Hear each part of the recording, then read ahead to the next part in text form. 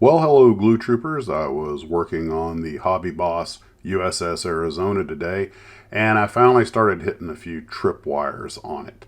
To begin with, it turns out that the tripods, the mast tripod, which are the two main structures in the middle of the ship that hold up the fire control towers, didn't really work the way they were supposed to. The half moon shaped holes in the bottom that the mast legs are supposed to go into are all oriented in the wrong direction. And trust me, I tried every permutation. So I decided to go online and look at some build videos of this kit, and it turns out a lot of guys don't even use the ones in the box. They cut their own out of stock styrene, use photo etch and everything on it to add detail. So I'm probably just going to wind up clipping the tips and go ahead and glue them directly on. But this is the kind of thing that it's really kind of hard to get straight, and doing it exactly how it is in the instructions may not necessarily work. I may have to sort of build things out of order, or at least tack glue the bases in place so that I can make sure that everything's straight. And this is going to be kind of tricky. They have to go through several decks that you cannot put on afterwards. So we're getting into the complex parts of this ship, and I haven't even gotten into the photo etch yet, which I noticed a lot of the builders grind a lot of these parts off, replace them with the PE. So we'll see how that goes. But I knew at some point we were going to bump into some sort of issue, but it was really odd that they would go through the trouble to cut these half moon holes, and then they stick the legs off in the wrong direction. And trust me, they are completely in the wrong direction. I mean, it's not even close. And I tried switching them out and turning them around and everything else. They're not oriented right. Yeah, it's not the end of the universe. Nothing I can't take care of, but I wanted to do some research before I went any further, because I thought maybe I'm missing something. The instructions are reasonably straightforward on this, but it just doesn't work. And some of the reviews of the kit online were a little harsh, but people are all used to a different level of quality. I've had a little bit of flash to contend with, nothing too much. On the smaller parts, there's definitely a little grinding and filing to get things to fit properly, but it hasn't been a big deal. And I might, once I get into the photo etch, start replacing or grinding off or grinding down some of these areas to put the photo etch over it. We'll see. I still have to get some CA glue. And also, I took the time to go ahead and play with the wood decking a little bit.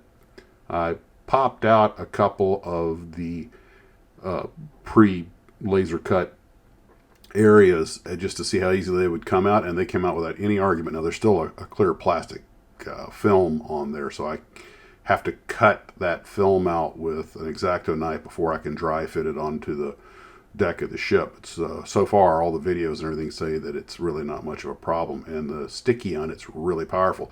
The parts I popped off, I went ahead and stuck them to the inside of the hull where they would be seen, and where they won't be in the way, just to see how well they stuck. And they stuck well. They are not coming off. And you can see the battery box there for the engine. I'm not going to put, or the batteries in case you want to put motors in it, which I'm not going to do, but it was nice that they were thinking that way. In no rush. The ship's going to take a long time to build, and looking at all the instructions on painting them, can't go a whole lot further till I get the CA glue and the paints, but I can still keep trying to make this stuff fit and make, get a build plan together, so it won't be a problem once I get it. And I'm really looking forward to this, continuing this project. I think this is going to look beautiful up on the shelf when it's done. That's certainly my goal anyway.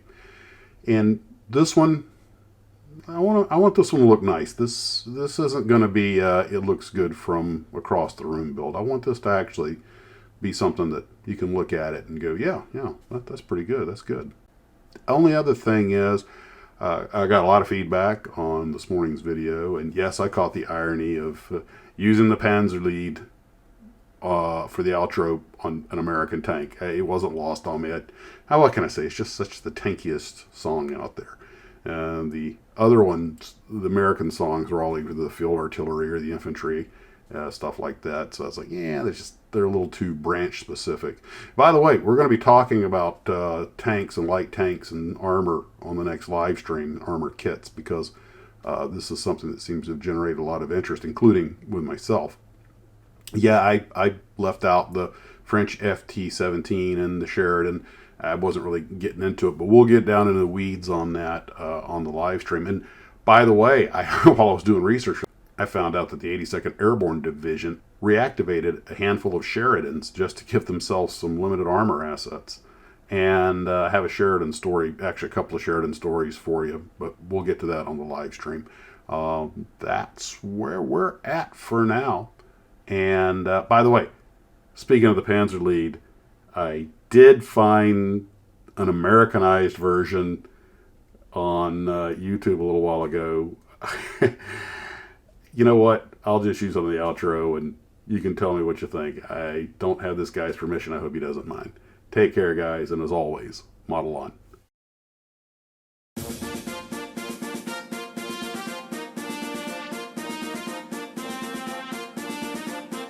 In storm, wind and rain, under sun burning bright, in day hot as hell, or in the bone-chilling night, our faces may with dust be laid, but spirits never fade.